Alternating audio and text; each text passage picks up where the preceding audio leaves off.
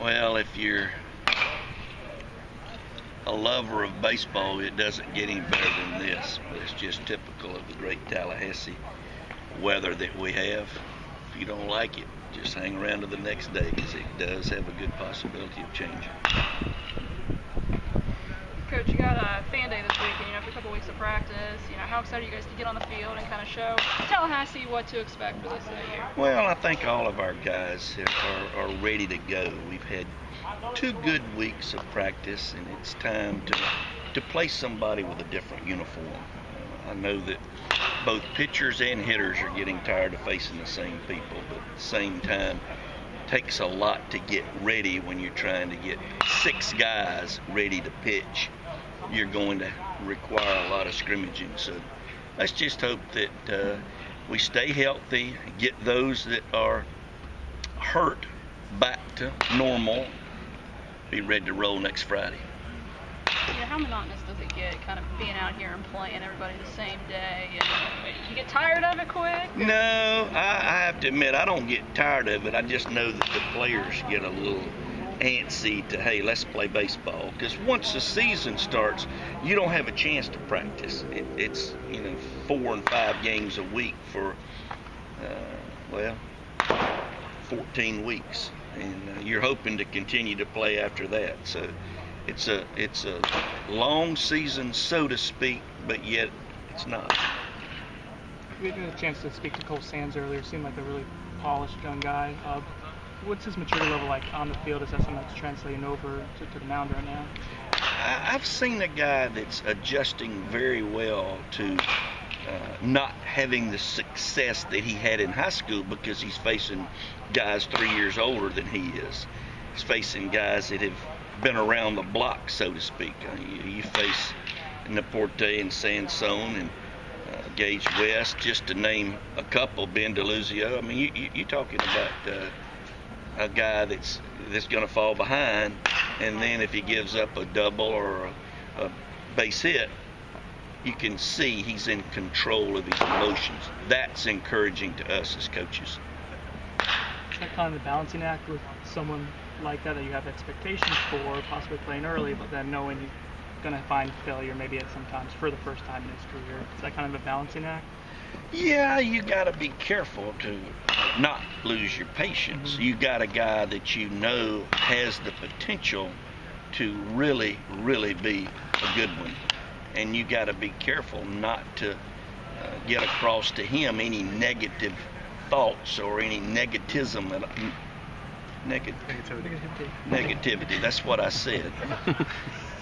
Anyway, we just know that this season is one that we've just got to be patient with all our players, especially the freshman pitchers. Have you made a decision about the corner outfielders? No, we'll probably platoon early with those 2 positions. Just about settled on everything but those 2. How about your weekend starters? We're going to go Compton, Carlton, and Sands the first weekend. We will also have some of those games where we will designate 4 innings for the starter, if he can get 4 innings. We've got to get guys into the game that first weekend, because we had a cancellation about 4 months ago that messed us up for the next week. It really messed us up. We don't play until the next weekend, and that's disappointing. How close was Tyler Holton to getting into that rotation? Tyler Holton will pitch the first Tuesday game that we play, which will be at JU 10 days after the opening game. Any closer to an idea on a closer? Yeah, I would say that right now we're leaning toward Tyler Warmoth. And yesterday was very impressed with Matt Kinney, the lefty. He pitched well. There again, he's sick and not at practice today. We sent him home. Hopefully he'll be back to his old self in a couple of days. What have you seen from Drew Carlton in the first month or so of practice here? I've seen a guy that continues to get better. He impressed me last year with his ability to go inside, both to right-handers and left-handers. He impressed me with his poise. He impressed me with a knowledge of the game in which he knows that he is not going to go out and dominate every single time he goes out there. But there are going to be games that he goes out there and what we call cooks. Like that approach very much. Last week you talked about needing to find a Silva-like pitcher, somebody to handle those middle innings, those stretch innings for you.